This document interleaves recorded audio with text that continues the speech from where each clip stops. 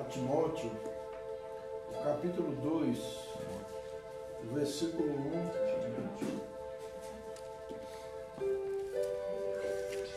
Segunda epístola do apóstolo Paulo a Timóteo, 2 Timóteo, capítulo 2, versículos 1 e 2. Ontem minha esposa saiu ali com as meninas, com os maiores, né? Os menorzinhos já precisam que a mãe vá também, complica.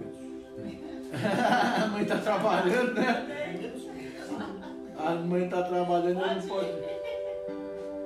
Mas os maiores, aí ela saiu com os meninos da Vanessa, Alice, Davi, as coleguinhas da Alice. As coleguinhas da Alice que eram até querendo vir para a igreja, né? Foram lá embaixo, falaram, quero ir para o culto, tá? Mas a Nilva falou, não vou estar lá, senão vai ficar só brincando, né? Claro que a gente tem que ser flexível, a criança vem, brinca, mas a criança também precisa da palavra, a criança também é uma alma que precisa de salvação, né? Eu ensinei sobre a salvação para os meus filhos desde pequeno. Eu me lembro que dos meus filhos com 5 anos de idade, eu apresentei o livro Sem Palavras e aceitou Jesus chorando. Foi tremendo aqui, né? E minhas 2 meninas maiores foram baseadas no Espírito Santo numa reunião da igreja. Você sabe que ela já estava nesse dia, estava, né? Naquela casa da 15 que eu morava. A gente estava todo mundo na sala reunidos. Ali é a reunião de liderança, né? E aí veio uma unção tão grande, mesmo quando daqui a pouco eu vejo Sulamita e Poliana abraçada e falando em línguas. Jesus batizou as 2 com o Espírito Santo. Foi maravilhoso. Isso é muito bom, né? 2 Timóteo, capítulo 2, versículo 1 e 2. Diz assim, a epígrafe, né? Diz que os estímulos no combate da fé e no sofrimento por Cristo. Aí o versículo 1 ele diz assim, tu, pois, filho meu, fortifica-te na graça que está em Cristo Jesus. E o que de minha parte ouviste, através de muitas testemunhas, isso mesmo, transmite a homens fiéis e também idôneos para instruir a outros. Amém? No versículo 3 ele diz, participa dos meus sofrimentos como bom soldado de Cristo Jesus. E no versículo 4 ele ainda diz assim, nenhum soldado em serviço se envolve em negócios desta vida, porque o seu objetivo é satisfazer aquele que o arregimentou, né? Aquele que o arregimentou, que convocou, que chamou para a guerra, não é isso? Amém? Então vamos orar em nome de Jesus, pedir que Deus traga eu queria que o pastor Martinez fizesse essa oração por mim, para ministrar essa palavra. Pai, em nome de Jesus, eu acabo de crescendo por ti. O Senhor Deus vem movendo, Pai, em nome de Jesus, na vida deles, fazendo uma unção nova. Essa unção para se espalhar sobre toda a igreja, para ser de todos os nossos povos. O Senhor Deus traga uma visitação nova, uma palavra do Teu Espírito, no Teu coração, Pai, para nós hoje, para nos fortalecer, para nos preparar, para em nome do Senhor Jesus. Agradecemos em nome de Jesus. Amém. Amém. Graças a Deus. Bem, hoje eu quero falar sobre sendo um cristão modelo para o mundo, né? Sendo um cristão modelo para o mundo. Nós vamos falar sobre isso. Paulo, ele está escrevendo uma carta para um discípulo chamado Timóteo. Timóteo era um jovem, ele tinha a mãe dele e a avó, eram cristãs, aprendeu a palavra, e essas mulheres instruíram o seu filho e o seu neto, né? E com esse exemplo, ele seguiu a Cristo e depois seguiu a Paulo nas viagens missionárias. Naquela época, as viagens missionárias eram muito difíceis, porque era a época das embarcações, aquelas embarcações complicadas, muito, muito difícil mesmo. Eu estava dando aula com meus alunos e eu estava fazendo uma simulação das embarcações na história, naquele período da era das grandes embarcações, né? E ali mostrando para eles a diferença das embarcações daquela época para as embarcações dos dias atuais. como era diferente, a dificuldade, a questão deles atravessarem os mares. Então Paulo, ele saiu, ele recebeu um chamado para implantar igrejas e para outras regiões, né? Paulo pregou na Ásia, pregou na Europa, implantou o evangelho. E nessas viagens Paulo teve consigo alguns discípulos. Ele tinha Tito, que era um garoto de 14 anos, ele tinha Timóteo, que era um garoto de 16 anos, ele tinha João Marcos, que era um garoto, filho de uma mulher rica. Então esses garotos jovens, adolescentes, naquela época havia uma influência da cultura chamada paideia, que era a educação na Grécia Antiga. Então é chamada paideia. E os filósofos, eles tinham seus discípulos que eram garotos, meninos, adolescentes. E da mesma maneira, Paulo, como apóstolo e pregador do evangelho, Paulo também era filósofo. Paulo era teólogo, Paulo era filósofo. E os discípulos que seguiram a Paulo, a grande maioria era tudo jovens, que queriam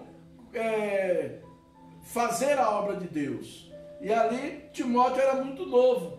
E de repente Paulo implantou a igreja e depois colocou Timóteo para ser o pastor daquela igreja. Como na cultura daquela época, os anciãos não queriam aprender com os mais jovens, mas sim os mais jovens tinham que aprender com os anciãos. E havia uma resistência da igreja com relação a Timóteo. Porque ele era muito jovem, ele era um pastor novo. Ele não era um pastor velho, ele era um pastor novo. Eu me lembro quando eu comecei a pastorear a igreja, eu tinha 24 anos de idade, eu era bem novinho. Magrinho, não tinha esse corpo aqui, né? Eu não tinha esse corpo glorioso. Era bem magrinho, né? Novo, besta ainda. E comecei a pastorear a igreja. E eu fui também pastorear uma igreja e os irmãos tiveram resistência, porque eu era muito jovem. E a igreja tinha muito velho, era das assembleias, uma congregação das Assembleias de Deus. E a maioria era de velhos, a igreja. Gente idosa mesmo. E esses irmãos, eles tinham uma certa resistência, as irmãs ficavam meio constrangidas para me procurar, para aconselhar, porque eu era muito novo, como quer dizer, o que esse menino tem para me ensinar, né? Eu era muito jovem, mas eu sempre estudei, sempre gostei de pesquisar, de ir atrás, tudo. Então isso foi muito bom para a minha vida. E Timóteo encontrou uma certa resistência, ao ponto de Paulo mandar essa carta para Timóteo. Foi uma carta que Paulo mandou, uma carta chamada carta pastoral, para orientar Timóteo. E ali ele disse para Timóteo, ninguém despreze a tua mocidade, seja um exemplo dos fiéis no amor, na caridade. Então ele ensinou Timóteo, instruiu Timóteo, que ele não deveria ter medo porque ele era muito jovem, mas que ele fosse exemplo para os irmãos. Através do exemplo, da forma que ele se comportasse entre os irmãos, ele ia adquirindo respeito. É que nem o costume hoje, nós temos aí alguns movimentos, principalmente o movimento G12, que já passou, já veio. Ainda tem gente que fica lutando com isso, querendo G12, mas é um movimento que já não diz muita coisa. Mas ainda tem essa insistência, essa persistência, essa coisa toda. E aí eles têm esse negócio de discípulo, né? Meu discípulo, e quer impor, quer que a pessoa se submeta, que é autoridade, eu sou autoridade, eu sou líder, eu sou seu líder, né? Eu vi muito isso no movimento G12, estragou muita gente está aí arrebentado hoje por causa disso, por causa desse negócio da pessoa impor sua autoridade. Quando na realidade a autoridade não se impõe, se conquista. Respeito você não se impõe, você conquista. Honra você não impõe, você conquista. Eu vou ter respeito seu à medida que eu conquistar isso em você. Eu vou ser honrado por você à medida que eu conquistar isso de você. Então não se impõe. Não adianta querer impor. Eu sou o pastor e você, olha, me obedeça, senão eu vou botar você no inferno. Quem sou eu? Quem sou eu? Então, Paulo aqui estava dando instruções, orientando esse discípulo.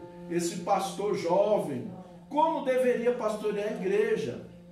E aqui ele vem dizendo no versículo 1, ele diz: tu, pois, meu filho, fortifica-te na graça que está em Cristo Jesus. Timóteo, meu filho, seja forte, se fortifique na graça de Jesus Cristo. Quando você se fortificar na graça de Jesus, você não vai ficar preso à picuinha, se magoando com qualquer bobagem, se ferindo com qualquer coisa, mas você vai estar forte. Seja forte, Timóteo. Depois ele diz assim: e o que de minha parte ouviste, através de muitas testemunhas, isso mesmo transmite a homens fiéis. Irmãos, eu tenho uma coisa que eu falo sempre para minha esposa, eu digo: olha, quando a gente discipula pessoas fiéis, o que é fiel? Pessoas fiéis, que a gente discipula que são fiéis. São pessoas que recebem o que nós ensinamos e praticam. Esses são os fiéis. Não somente pratica, mas ensina a outros. Ele tem aquele prazer de sentar com o outro e de transmitir o que ele recebeu. E de colocar em prática. Eu acho tão bonito quando eu vejo alguns irmãos aqui colocando em prática algumas coisas.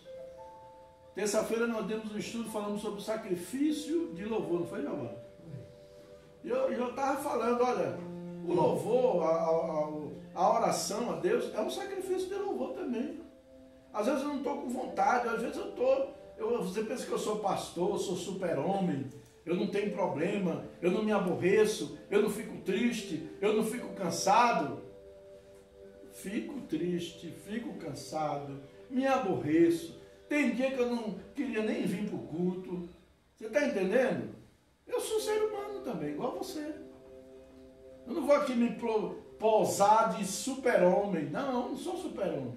Eu sou um ser humano de carne e osso, sujeito a todas as coisas. Mas, às vezes, eu até estava falando no estudo, parece que aquele dia que eu estou desanimado, aquele dia que eu não queria nem ir para o culto, não queria nem pregar, ai meu Deus, um dia eu estava cansado, aí botei Cláudia para pregar, e Cláudia chega no dia, ai eu não tive, eu adoeci, eu fiquei, digo, Jesus, não está nem afim hoje, mas a né? Matinai, tu tem uma pregação pronta? Nem deu tempo, né? Amor, você tem uma pregação? Digo, Jesus, vai ser eu mesmo. Aí eu vou cansado, baqueado. Eu não demonstro. Vocês nunca vão me ver. Nunca vou demonstrar isso. E ali parece que é o dia que Deus mais me usa. Parece que é o dia que Deus pega e diz, eu estou aqui, ó. Então isso é sacrifício de louvor. Eu estou doente. Ah, não vou para o culto porque eu estou doente. Eu falo sempre, irmão, você está doente? Vem para a igreja, que aqui é o lugar. Não é ficar em casa. É aqui que a gente vai orar e você vai ser curado. É aqui que a gente vai botar, está doente? Pega aí, olha, a Bíblia não diz? Se estiver enfermo, chama os presbíteros da igreja, unja com azeite, e a oração da fé salvará o enfermo. Não fique em casa porque está doente. Só se for uma paralisia, aí você fica mesmo. Eu vou lá na sua casa para repreender ela. Mas uma doença que dá para você vir, dá para você, mesmo morrendo, mas você vem, chega aqui, se segurando, mas vem. Pastor, hoje eu vim, estou mal, pode falar. Eu vou orar por você. E Deus vai curar você. Amém. Isso é sacrifício de louvor. É quando eu venho, eu sirvo a Deus, isso é adorar a Deus em espírito e em verdade.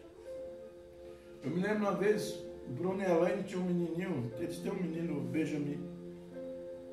E Benjamin teve uns probleminhas de complicação de saúde e sempre dava umas crises nele. E uma vez a gente fez um acampamento,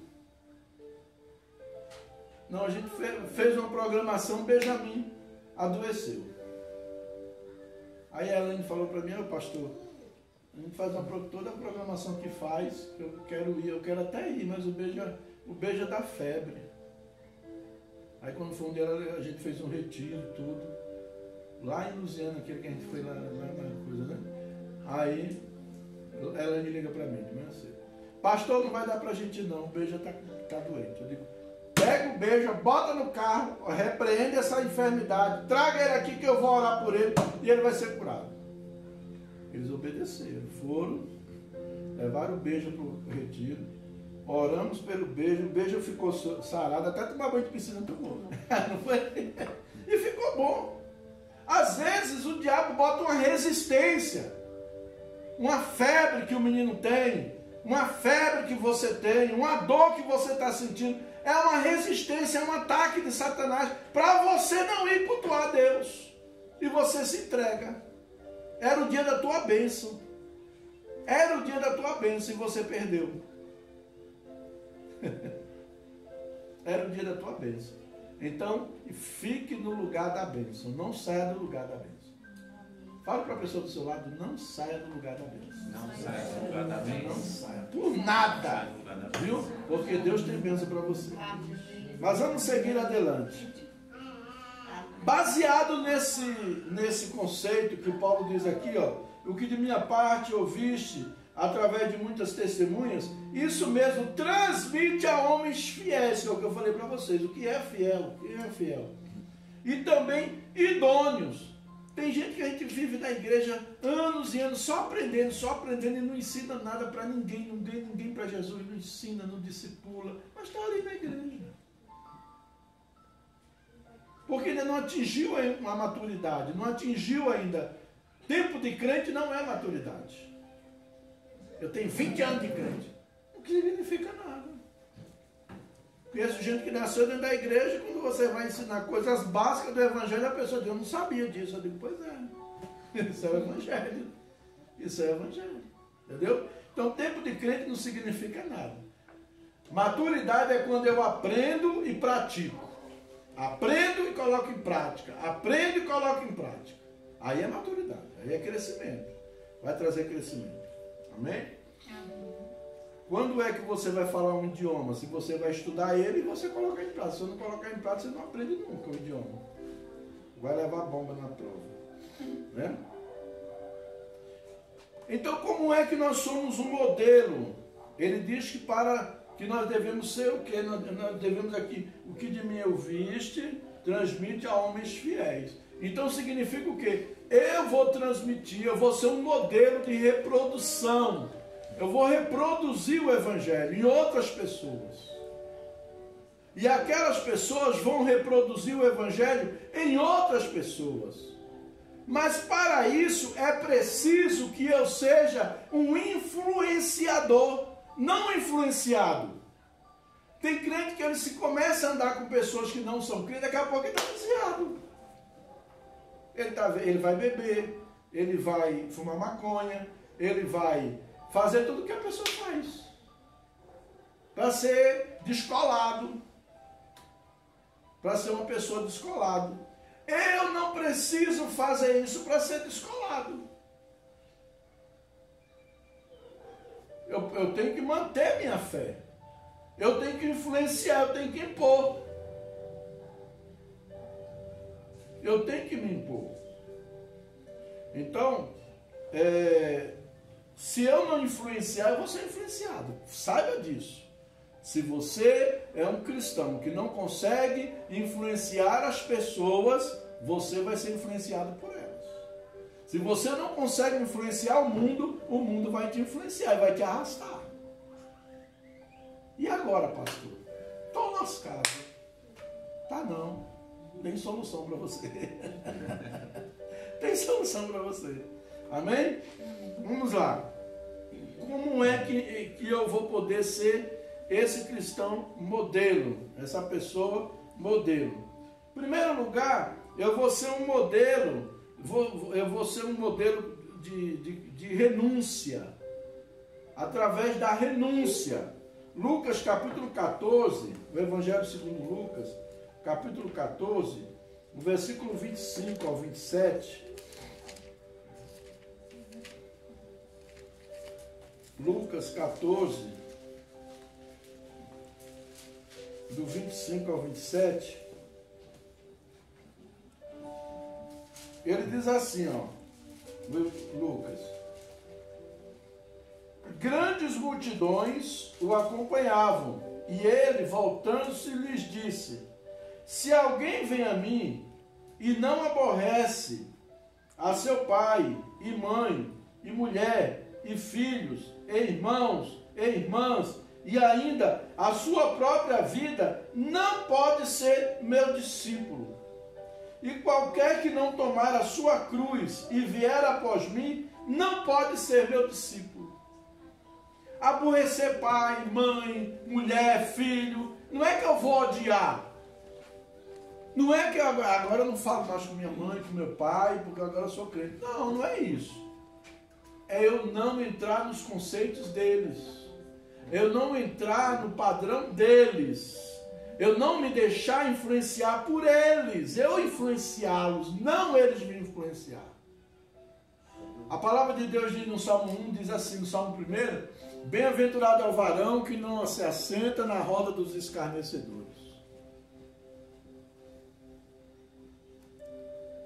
Nem no caminho dos pecadores.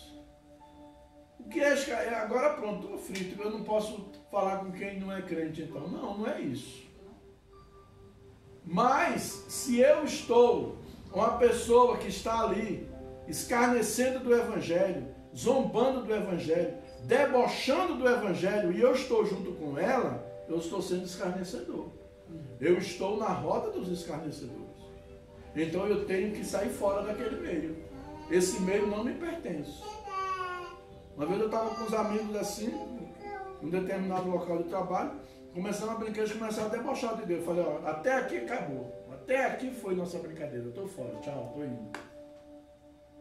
Por quê? Porque você está fazendo parte da roda dos escarnecedores. Você está se reunindo com pessoas que não são cristãs para zombar do Evangelho, das fraquezas de irmãos dentro da igreja. Estou escarnecendo do Evangelho. Eu tenho que ter cuidado com isso. Eu tenho que ter cuidado. Tudo que o homem fizer, ele vai colher. Tudo que plantar, a gente colhe. Bate e volta. Não tem jeito. Né? Então, renúncia. Eu vejo David Livingstone. David Livingstone era explorador. E ele saiu pela África a trabalhar, foi trabalhar na África. Só que ele utilizava o seu trabalho, a sua profissão, para ser missionário. Enquanto ele ia pelo governo britânico, que pagava para ele explorar, fazer explorações, descobrir minérios, essas coisas, né? Ele aproveitava e evangelizava. E David Livingstone, ele renunciou de tal maneira a sua vida, porque nós temos que aprender a renunciar. Abre mão dos meus achismos. Meus irmãos, agora não é o que eu acho, é o que assim diz o Senhor. A palavra está dizendo isso, não é o que eu acho. O que eu acho diante da palavra de Deus não tem validade. Ah, está escrito isso, mas eu acho. Eu não acho nada, irmão. É o que está escrito e acabou. É a palavra. Eu não vou achar. Ah, mas eu acho. Eu não acho nada. Eu vou praticar a palavra. Então, David Livingstone viveu o Evangelho ali na África. E ele morreu ali pregando o Evangelho. E quando ele morreu, os nativos que vinham, o pessoal veio buscar o corpo dele, os nativos disseram, você pode levar o corpo dele, mas o coração dele vai ficar aqui. E pegaram o coração dele, tiraram e enterraram no coração da África. Passados alguns anos, foram os missionários naquela região e começaram a pregar e falar de Jesus, como que Jesus era, o que Jesus curava, que Jesus amava, que Jesus fez milagre, que Jesus... Aí os nativos disseram, ele morou aqui com a gente. Jesus morou com vocês? Ele morou aqui com a gente, ele fazia tudo isso que você está dizendo aí. Ele era desse jeito aí, amoroso, desse jeito. Aí eles ficaram encucados, Jesus morreu com esse povo. A tribo já era convertida. E aí eles foram pesquisar E quando eles pesquisaram, eles descobriram que o Jesus que eles estavam falando era David Livingstone. David Livingstone viveu o evangelho de tal maneira que aqueles nativos confundiram ele com Jesus. Como que você vive o evangelho na sua vizinhança? Como você vive o evangelho no seu trabalho? Como você vive o evangelho na sua escola? Você faz a diferença? Você influencia? Você influencia? As pessoas vão te confundir com Jesus? As pessoas vão te confundir com o evangelho que você prega? Eu estou trabalhando ali na Mansão Vida e eu tenho dia que trabalho no departamento de dependência química. E eu faço um trabalho com os homens lá, só que como é uma instituição, é uma organização, uma empresa, você não pode chegar lá e pregar o evangelho. Porque tem pessoas de várias religiões, elas pagam para serem internas. Então, eu não prego, não chego pregando o evangelho. Mas eu tenho minhas atitudes. E esses dias, tem um senhor lá, um grande empresário de Brasília, que caiu na cachaça, perdeu tudo e está internado lá. E esse homem colou em mim. Colou em mim de um jeito, aí quando foi, um dia desse ele chegou para mim e falou, olha, quando sair daqui, eu quero continuar sendo atendido, fazendo terapia com o senhor. E eu quero até que o senhor me leve para a igreja e me ensine sobre como caminhar com Jesus. Isso eu não vivo pregando lá não, irmão, não vivo pregando não. Agora eu falo, eu sou pastor, eu sou capelão, eu sou evangélico, eles sabem, eu não nego a minha fé, eu não fico me escondendo, eu não sou o crente fantasma, crente secreto, os discípulos de Jesus secreto. Agente secreto de Jesus. Agente secreto de Jesus. Não, eles sabem que eu sou crente, que eu sou cristão. E eu ainda digo para eles, olha, eu não prego porque a organização não permite eu fazer isso aqui. Mas quem quiser saber sobre a minha fé e quiser conversar comigo individual, pode me procurar, que eu vou falar. Esse dia eu falei de Jesus, foi no consultório lá, um camarada com depressão, doido para se matar, tudo. Eu faço terapia, daqui a pouco eu estou falando de Jesus para as pessoas. Eu não tenho jeito, irmão, não tem jeito. É a minha essência. É a minha essência. Então, David Livingstone viveu, influenciou. Vamos influenciar? Você está disposto a pagar o preço para influenciar? Você está disposto a atender o chamado de Jesus? Jesus não chamou você para ficar aqui sentado no banco ouvindo pregação, não. Jesus chamou você para ser desafiado, para fazer a diferença. E para fazer a diferença tem que ter coragem. Tem que ter coragem. Ser cristão de verdade é para quem tem coragem. Não é para qualquer um. Ser evangélico é muito fácil. Os atores, os cantores, todos estão sendo evangélicos.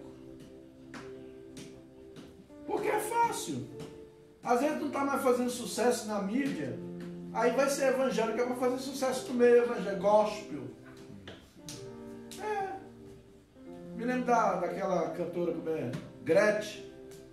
Não veio para a igreja, eu não sou de me escandalizar com nada, assim, eu sou uma pessoa eu tenho uma mente bem aberta. Mas aí ela estava numa fase fraca, que ninguém ouvia nem falar nela direito. Aí ela foi para a igreja evangélica, uma igreja que eu não vou dizer o nome. E chegou lá, ela foi gravar o Melô do Piripipi. Aí ela cantava, aí ela dava aquele ai que ela dava, né? Jesus! Aí ela falava Jesus! Aí trocou o pretinho e se rebolava e Jesus! Meu irmão, Jesus não precisa dessas palhaçadas, não. Jesus não precisa dessa palhaçada. Isso é palhaçada. Você quer ouvir música? Vai ouvir. Eu falo para os irmãos, olha, se isso não... Tem pessoas que não têm estrutura para escutar uma música. Se ele escutar uma música, ele vai lembrar de quando ele estava lá no mato fumando maconha. Ele vai lembrar lá daquela prostíbulo que ele estava agarrado lá com um monte de prostituta. Ele vai lembrar da mesa de bar que ele estava e ele vai querer voltar a beber. Então, se te influencia, não escute. Tem estrutura, não escute. É que nem a Bíblia não proíbe você de beber, mas sabe, tem muita gente que não pode nem cheirar a tampa da bebida que ele está bêbado. Tem gente que se ele vê a latinha de cerveja, ele já está embriagado. E se ele tomar uma dose, ele quer tomar o bar inteiro, a distribuidora toda. Ele não tem controle. Então, é melhor ele nem chegar perto.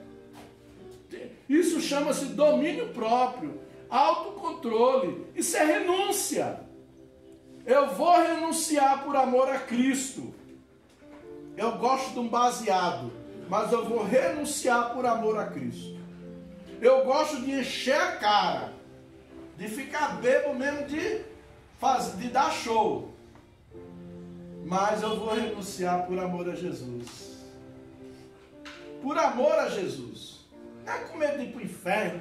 Senão você vai para o inferno. É porque eu amo Jesus. E como eu amo Jesus, eu quero influenciar pessoas. E para que eu possa influenciar outras pessoas a seguirem Jesus, eu preciso estar sóbrio. Ninguém vai seguir um louco, um desordenado, um desorganizado na vida, né? Então, primeiro é renúncia. O segundo lugar, nós temos que ser modelo de obediência. João capítulo 14, o versículo 15. João 14, o versículo 15. E depois o 21.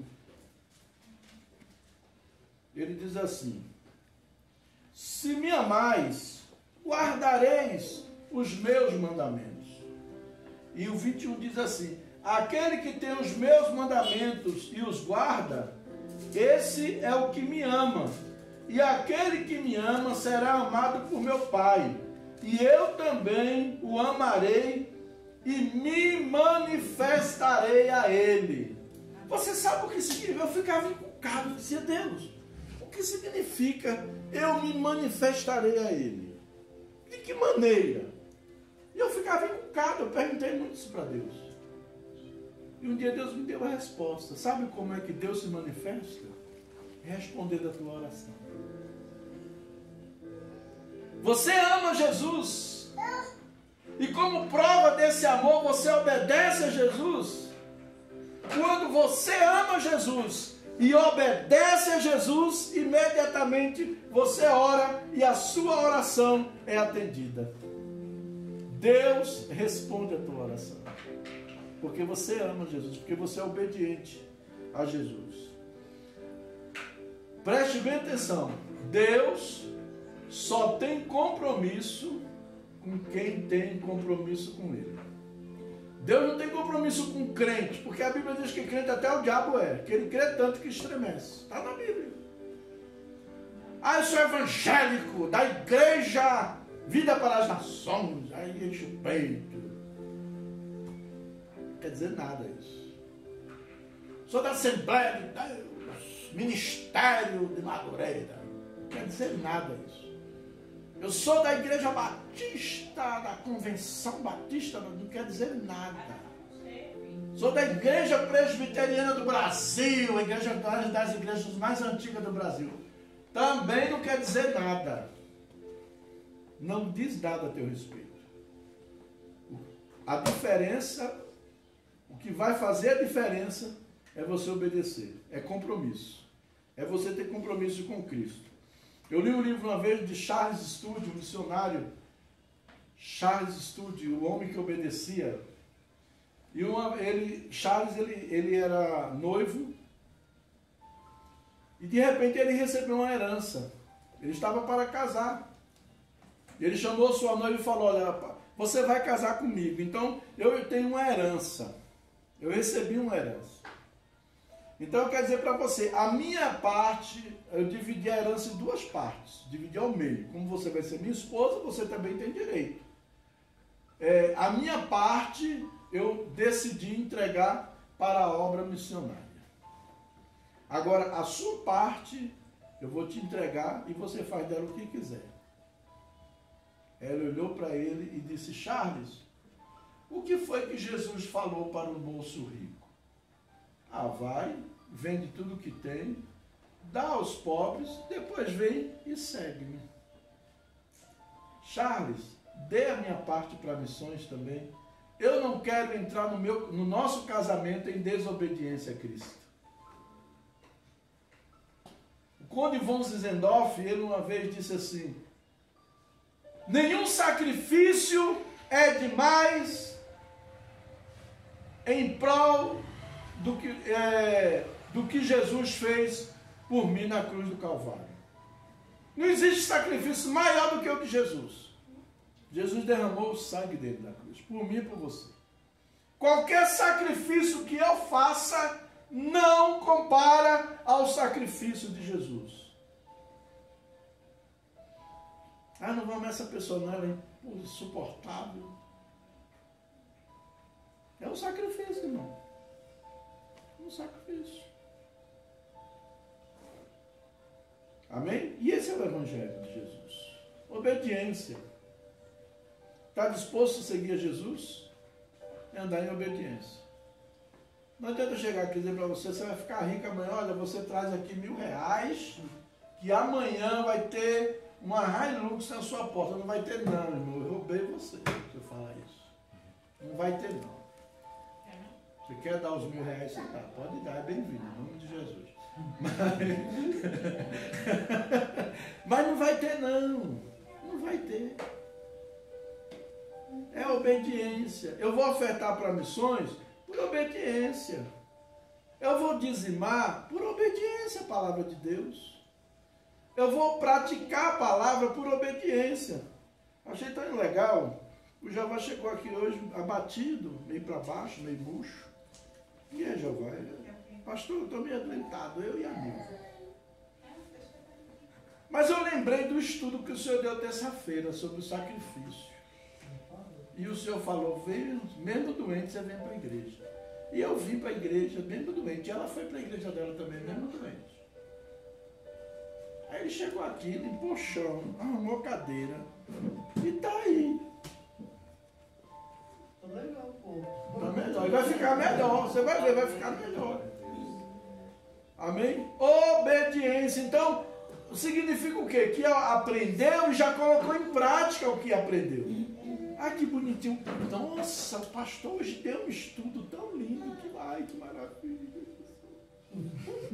Que estudo lindo. Que pregação maravilhosa, Deus. Mas não pratica, não vai resolver nada. Não vai resolver nada. Amém? Em nome de Jesus. Terceiro lugar, nós somos modelo de amor. Amor. 1 João, primeira epístola de João, o capítulo 4 e o versículo 11. Primeira epístola de João, o capítulo 4, o versículo 11. Ele diz assim: amados, se Deus de tal maneira nos amou, devemos nós também amar uns aos outros. Amar. E o que é amar? Amar não é melosidade. Amar não é ficar com aquela melosidade, querer a pessoa só para você. Não, amados. Amar é eu entrar na sua necessidade. Eu estou vendo que você está precisando. Eu posso te ajudar. Eu não vou me omitir. Eu vou te ajudar. Isso é amor. Não estou sentindo nada por você. Estou praticando a palavra de Deus. Não estou sentindo nada. Não preciso sentir. Uma vez eu me lembro que eu era de uma igreja E aí a gente foi fazer uma... Eu sempre gostei de trabalho social. Eu acho que na minha adolescência, eu tive alguns embates com minha mãe, mas tinha uma coisa bonita na minha mãe, ela sempre teve, era com o social. Minha mãe, se ela quisesse candidatar a vereadora onde a gente morava, ela ganhava, porque minha mãe era muito assim, ajudava todo mundo, queria ajudar todo mundo. E eu também tenho esse lado assim comigo. E eu era dessa igreja e juntei os irmãos, falei, irmãos, tinha um irmão passando necessidade. Falei, irmão, vamos juntar os irmãos aí, eu vou passar na casa dos irmãos e vou arrecadar arroz, feijão. Aí essa igreja, a gente tinha até uma Kombi da igreja, tudo. Pegamos a Kombi da igreja e fomos de porta em porta, na casa de cada irmão da igreja, para arrecadar alimentos para ajudar os irmãos que estavam necessitados na nossa igreja. Aí teve uma irmã que falou assim, irmão, não vou dar não, porque eu não senti de Deus. Quando Deus me tocar, eu dou. Eu falei, que crente canalha é esse, gente? Você tem que sentir de Deus para poder ajudar o irmão que está passando fome. Não lê a palavra. Não lê a palavra. Não lê a palavra. A palavra de Deus diz que se eu ver o meu irmão necessitado e eu me omito, como pode estar o amor de Deus em mim? Primeira epístola de João 3, e o versículo 16, diz assim, nisto conhecemos o amor, em que Cristo morreu por nós, e devemos nós dar a vida pelo nosso irmão. Não é que eu vou morrer, ir para a cruz, me matar, me jogar na frente do carro pelo irmão. Não, não é isso. Mas o que é morrer? É me sacrificar pelo meu irmão. Ele está precisando de mim. Eu vou entrar e vou ajudar. Eu vou ajudar. Entendeu? Tem pessoas que chegam assim para mim, pastor, queria que o senhor me emprestasse um dinheiro. Eu não vou emprestar não, está precisando, eu vou te dar. Agora se eu não tiver, meu irmão, paciência, eu não vou te dar não.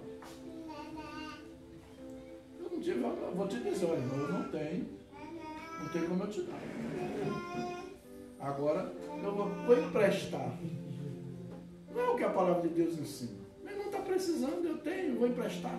Eu vou ajudar. Eu estou ajudando ele emprestando? Estou não, porque daqui a pouco ele está apertado de novo. É aliviar a carga do meu irmão, é ajudar mesmo, é aliviar a carga, né? Então, é o que a palavra de Deus ensina, amar. Eu acho muito bonito. Guilherme Keller era um sapateiro, e um dia Deus falou para ele, o que tem nas mãos, Guilherme? Ele disse, sapatos. Eu disse, entregue para mim. E ali Deus enviou ele para ser missionário na Índia. Foi missionário na Índia. Ainda tem muitas histórias. Por exemplo, tem uma história, uma mulher católica chamada Madre Teresa de Calcutá. Quem já ouviu falar? Se você puder assistir o filme, assista. Muito lindo, muito lindo. Uma freira católica. E ela, o jovem ainda, renunciou tudo para ajudar os doentes lá em Calcutá, na Índia.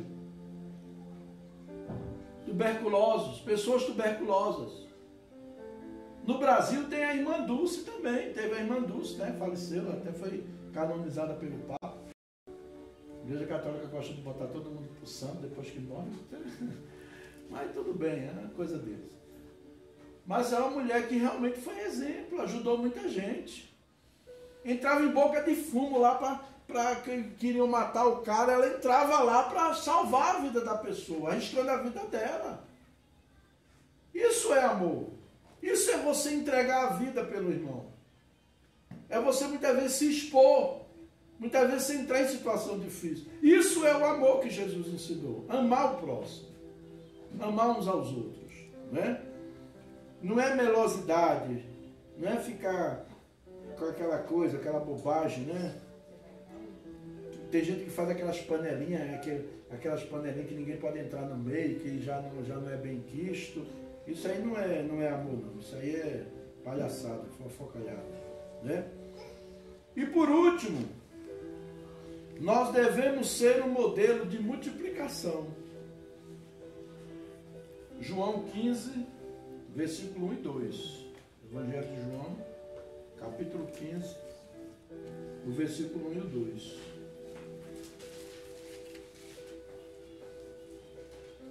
Jesus disse assim: eu sou a videira verdadeira e meu Pai é o agricultor.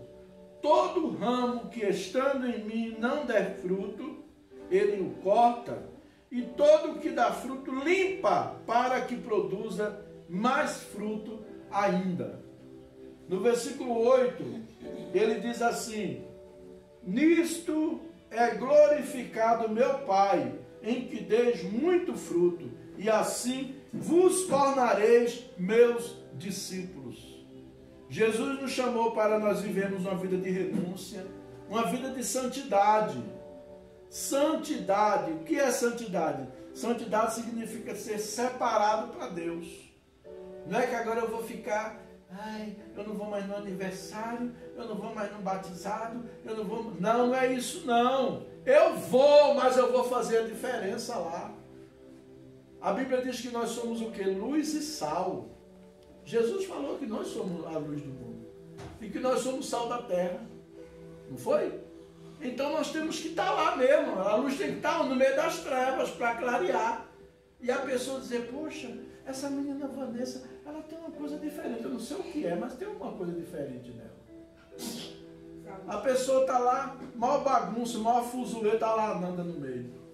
Essa menina, ela é diferente. Eu não sei o que é, mas tem uma coisa diferente. Está lá a Fran no meio e o pessoal diz, poxa, essa menina aí, eu não sei, ela tem alguma coisa. Diego, Cláudia, Jeová, Neto, Ney, cada um de nós. Fazer a diferença. E quando a pessoa chega e diz assim, você tem alguma coisa diferente, eu não sei o que é. Aí você diz, é Jesus na minha vida. Você quer conhecer? Lá na África, nos países muçulmanos, você não pode falar de Jesus.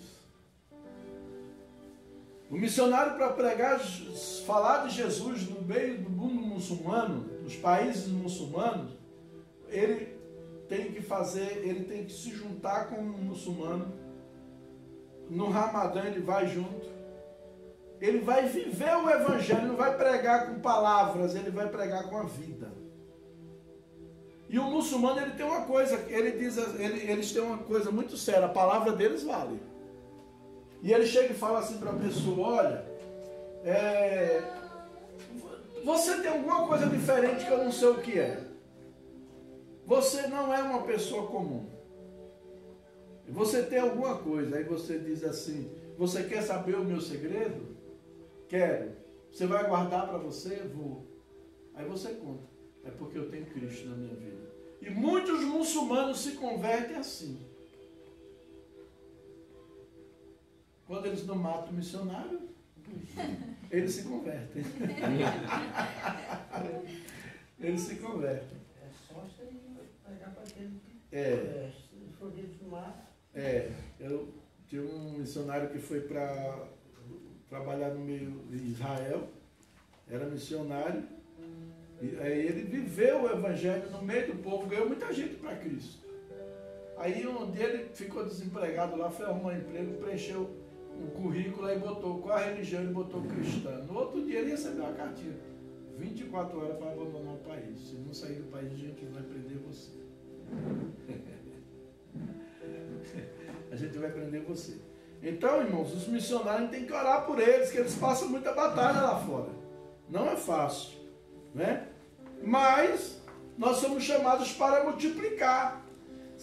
Tem pessoas que arriscam sua vida para pregar o evangelho no mundo muçulmano, para pregar o evangelho em países onde as portas estão fechadas. Nós temos 62 países na chamada janela 10x40, uma região onde é fechada para o evangelho, onde você pregar ali corre risco de vida.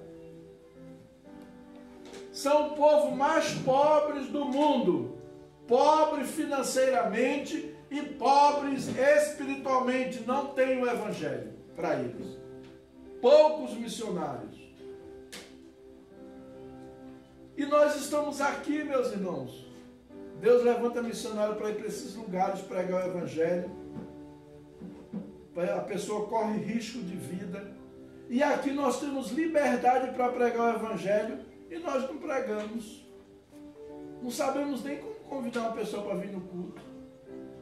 Não precisa convidar para ir no culto, convida para ir para o estudo bíblico. Ó, vai ter um estudo bíblico na casa do irmão. Vai ter um estudo bíblico lá em casa. Eu queria convidar você para participar. Lá a gente só ora, conversa, estuda a Bíblia, faz um lanchinho, come um negocinho lá e bate papo. As pessoas vão. Se você convidar, as pessoas vão. Agora, convidar e orar por elas. Por quê? Nós temos que ter consciência de que Jesus está voltando. E muitas pessoas não têm meio termo, não é história da carochinha, não é querendo ser legalista nem nada. Mas existe céu e inferno, existem as pessoas que vão reinar eternamente com Cristo. E existem as pessoas que vão sofrer eternamente com o diabo e seus demônios.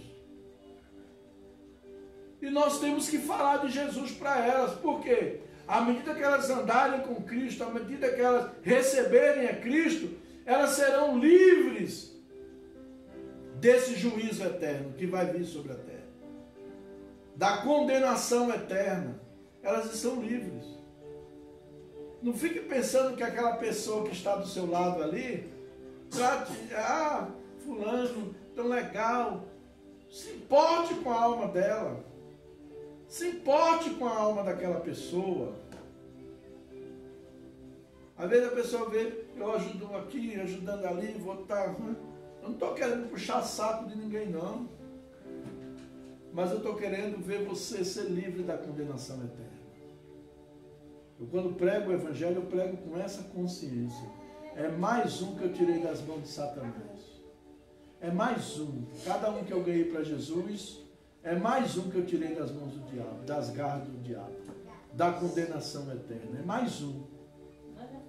Quantos que você já tirou da mão do diabo? Esse ano você conseguiu tirar alguém da mão do diabo? Pense nisso. E você só vai fazer isso, só vai conseguir fazer isso quando você decidir ser um modelo. Quando você decidir ser verdadeiramente uma pessoa que vai trazer impacto. Não fica, fulano é tão bom, fulano é tão bonzinho, ajuda tanta gente. O inferno está cheio de gente boa. E de pessoas bem intencionadas. Se a pessoa não entregar a vida a Cristo, se não nascer de novo, não vai reinar com Cristo, não vai.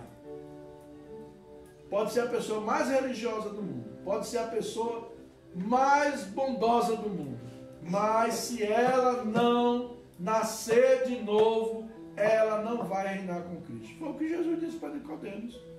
Se eu disser o contrário, eu estou contradizendo a palavra de Deus. Amém?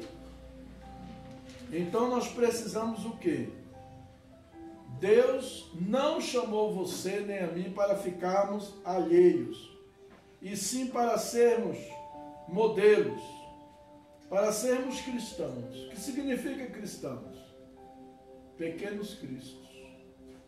Os gregos, pela primeira vez em Antioquia, foram os discípulos chamados de cristãos. Cristão significa pequenos cristos. Por que eles foram chamados de pequenos cristos? Porque eles viveram o evangelho que eles pregavam. Eles seguiram o modelo de Cristo. Eles viviam o evangelho. Eles se pareciam com Cristo. Era igual David Livingstone.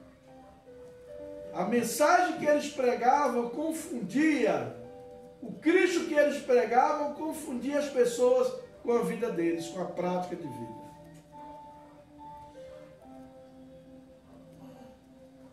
Cristo nos chamou para sermos pequenos cristos. Mas isso só vai acontecer na minha vida e na sua vida se você estiver disposto a renunciar. Se você estiver disposto a obedecer. Se você estiver disposto a amar de verdade, e se você estiver disposto a frutificar, a levar vidas a Cristo, a ganhar pessoas para Jesus, a falar de Jesus, não perca tempo. Minha esposa às vezes até ri de mim. Vou na padaria, eu falo de Cristo. A pessoa vem aqui no meu portão vender no Amba, eu compro só para falar de Jesus para ela. Eu compro. Aí eu pergunto, você já conhece Jesus? Ah, ainda não. E eu falo de Jesus. O lixeiro, se eu estiver aí na fora, o lixeiro for passando, eu pergunto para ele, você já conhece Jesus? Por quê? Porque eu quero chegar lá na eternidade e quero ver as pessoas que eu falei de Cristo para elas. Eu não quero ver essas pessoas irem para o inferno e dizer ele esteve do meu lado e não falou para mim.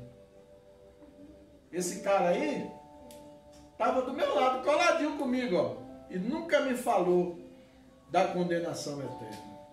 Ele é culpado, ele é réu. Então eu não quero. Amém? Vamos ficar de pé, vamos orar e nos colocar na mão do Senhor. Glória a Deus.